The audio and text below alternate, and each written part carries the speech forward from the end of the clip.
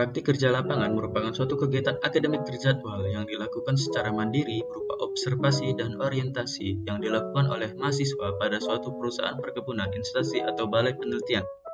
Dan lokasi yang kami pilih yaitu berada di PTPN 3 Kebun Gunung Para, Kecamatan Dolok Merawan, Kabupaten Serdang Bedagai, Provinsi Sumatera Utara. Perkebunan ini berasal dari perusahaan Belanda CMO atau Kulturmait Oskut yang diambil alih oleh negara pada tahun 1958 menjadi Perseroan Perkebunan Negara atau PPN. Kebun Gunung Para memiliki luas 4.030 hektar dengan 6 afdeling yaitu 5 afdeling komoditi karet dan 1 afdeling komoditi kelapa sawit, serta pabrik pengolahan karet Rich Smoke Seed dan pabrik pengolahan kram rubber.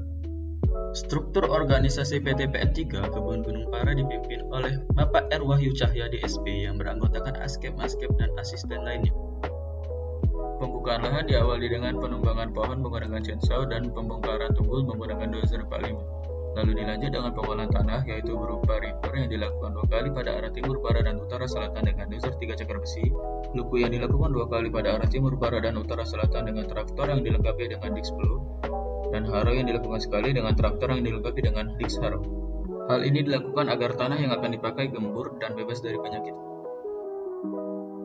Pembibitan yang dilakukan adalah pembibitan single stick, yaitu pembibitan dengan mendedahkan kelata atau biji karet pada bedengan dengan ukuran 1 x 10 meter, kemudian diberi pasir dan ditutup dengan pelepah sawit. Pada saat stadia jarum, 3 kecambah dipindahkan ke polybag dengan ukuran 70 x 20 cm, lalu kecambah tersebut diseleksi pada umur 1-2 bulan, sehingga hanya tertinggal 1 tanaman pada masing-masing polybag pada umur 3 bulan. Ovulasi dilakukan 10 cm dari permukaan tanah polybag dengan panjang pemotongan jendela 5-7 cm dan lebar jendela setengah lingkaran. Lalu pada umur 21 hari setelah ovulasi, dilakukan pembukaan plastik ovulasi atau open, dan tanda jika ovulasi berhasil adalah apabila jendela ovulasi berwarna hijau. Kemudian dilakukan pemeliharaan selama 1 tahun dengan melakukan penyiraman pagi dan sore, pemupukan NPK 3 kali setahun dengan dosis 5, 10, dan 20 gram per tanaman, serta dilakukan penyiangan dan pengendalian hama penyakit. Sebelum penanaman, dilakukan pemancangan dengan meteran 100 meter, lalu ditandai menggunakan bambu sesuai dengan jarak tanam yang diterapkan.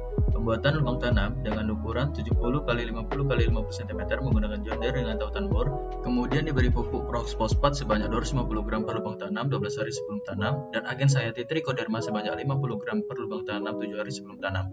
Setelah itu dilakukan penanaman dengan pertautan ovulasi harus tenggelam minimal 2 cm. Penyiangan secara manual dilakukan pada TBM 1 dengan menjaga lajur tanaman utama dari gulma dan crop plant selebar 1 meter. Lalu penyiangan secara kemis dilakukan pada TBM 2 sampai dengan TM menggunakan herbisida glifosat dan metilmetsulfuran 20% dengan perbandingan 5 liter glifosat dicampur dengan 1 botol ali, lalu diambil 100 cc dari hasil percampuran untuk ditambahkan ke dalam 20 liter air. Alat yang digunakan adalah knapsack manual sprayer volume 15 liter dan nozzle TPV LV 200 dengan lebar semprotan 2 meter. Pemupukan dilakukan 3 kali setahun menggunakan pupuk NPK dengan dosis 100-150 gram per tanaman pada TBM 1 dan 200-250 gram per tanaman pada TBM 2 sampai dengan 5. Sedangkan pemupukan TM dilakukan 2 kali setahun menggunakan pupuk NPK dengan dosis 575 gram per tanaman pada TM 1 dan 675 gram per tanaman pada TM 2. Pemupukan dilakukan dengan menggunakan teknik pocket. Penunasan dilakukan sejak tanaman berumur 1 bulan dengan rotasi 1 kali 2 minggu dengan memotong semua tunas yang tumbuh dari pertautan ovulasi sampai ketinggian 2,8 meter dengan menggunakan pisau tunas. Setelah tanaman memiliki tinggi 2,8 meter, dilakukan induksi percabangan untuk mempercepat masa TBM dan mendapatkan tanggal bidang sadap dengan ketinggian yang diharapkan. Ada 3 jenis induksi percabangan yang dapat dilakukan. Yang pertama yaitu penyanggulan. Penyanggulan dilakukan dengan menyanggul tunas muda tanaman menggunakan karet gelang selama 2 minggu. Yang kedua yaitu clipping. Clipping dilakukan apabila penyanggulan tidak berhasil. Clipping dilakukan dengan memotong tangkai daun muda dan hanya menyisakan 3 daun teratas. Dan yang terakhir yaitu topping dilakukan apabila kedua teknik sebelumnya tidak berhasil dengan memotong batang tanaman pada ketinggian 2,8 meter. Penyakit jamur akar putih adalah salah satu penyakit penting yang menyerang tanaman karet. Untuk itu perlu dilakukan deteksi dan pengendalian dengan pemberian fungisida. Deteksi dilakukan dengan cara menggali tanah di sekitar layar akar. Jika terlihat benang-benang putih, maka tanaman diberi tanda C dan tanggal deteksi, serta tanda P untuk tanaman jiran. Tanaman jiran TBM berjumlah 2, sedangkan TM berjumlah 6. Deteksi dilakukan pada awal sampai pertengahan bulan dan pengendalian dari pertengahan sampai akhir bulan. Pengendalian dilakukan dengan menggali tanah di sekitar leher akar, lalu disiram dengan larutan fungisida hexaconazole dengan dosis 10 cc per liter air per tanaman untuk TBM 1 dan 2 serta 20 cc per liter air per tanaman untuk TBM 3 sampai dengan PM. Begitu juga dengan tanaman zimbania. Selain jamur akar putih, penyakit penting yang menyerang tanaman karet kebun gunung Para adalah gugur daun karet yang disebabkan oleh Pestalocypsis sp. Pengendalian dilakukan dengan cara fogging menggunakan bahan solar 4 liter, anvil setengah liter, L-Mugator 100 cc untuk sekali pencampuran. Waktu fogging dilaksanakan dari pukul 12 malam sampai selesai agar diharapkan udara pada malam hari lebih tenang dan asap lebih melekat pada daun dan karena adanya embun pada daun sehingga lebih efektif.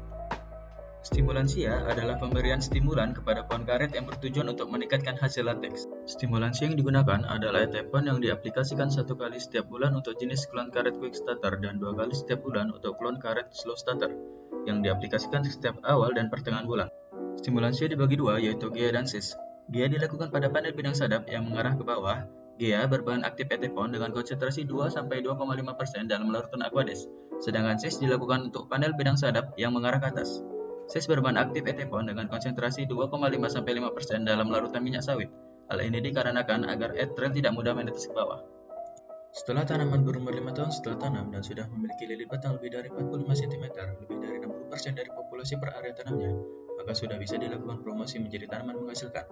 Langkah pertama dalam pembukaan panel bidang sadap adalah menentukan titik ketinggian 130 cm, lalu dibuat garis depan dan belakang pada arah utara dan selatan pohon. Setelah itu dibuat pola panel bidang sadap menggunakan mal bidang sadap dengan sudut 35 derajat dan kemudian dibuat dudukan sadap untuk memudahkan sadapan pertama. Setelah itu dipasang talang dengan jarak 15 cm dari titik sadap dan mahkot 15 cm dari talang. Penyadapan dilakukan pada pukul 5 pagi sampai dengan pukul 9.30. Pada pukul 12 siang dilakukan pengumpulan lateks lalu dibawa ke TPH atau tempat pengumpulan hasil. Pengumpulan kompo dilakukan setelah 1 hari lateks berada di bangku penampungan.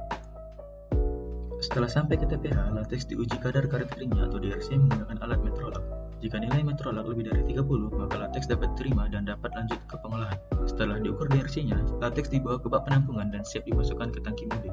Jika jarak TPH jauh dari pabrik, maka lateks diberi amonia 0,5% per tonnya. Pabrik karet Gunung Para memiliki 2 pabrik pengolahan, yaitu pengolahan lateks menjadi RSS atau Rib Smoke Sheet dan pengolahan kompo dan slab menjadi SIR atau Standard Indonesian Rubber atau Kram Rubber. Pengolahan RSS diawali dengan lateks yang diencerkan dengan air lalu dialirkan ke bak koagulum dengan talang. Setelah itu dicampur dengan formic acid dan ditunggu hingga membeku. Kemudian digiling hingga menjadi lembaran-lembaran, lalu dimasukkan ke dalam kamar pengasapan. Setelah 5 hari, RSS dikeluarkan dari kamar pengasapan dan dibawa ke ruang sortasi. RSS kemudian disortasi menurut standar mutunya dan siap untuk dipacking. Sedangkan pengolahan SIR diawali dengan pencacahan kompo dan slab lalu digiling hingga membentuk lembaran-lembaran dan dimaturasi selama 11 hari. Setelah 11 hari, lembaran tersebut dicacah kembali dan dipanaskan hingga kering. Kemudian dilewatkan pada mesin metal detektor dan dipres dengan mesin pres. Setelah itu dibungkus plastik dan siap untuk dipacking. Sebelum palet Kram Rubber dikirim, harus melalui uji di laboratorium terlebih dahulu. Ada 7 uji yang harus dilakukan, yaitu uji nitrogen, uji abu, uji zat menguap, uji kadar kotoran, uji viskositas, uji penol, dan uji PRI. Ketentuan yang dapat diterima pada masing-masing uji adalah nitrogen maksimal 0,60%, kadar abu maksimal 0,75%, zat menguap maksimal 0,80%, zat kotoran maksimal 0,10%, penol minimal 20, dan PRI minimal 60.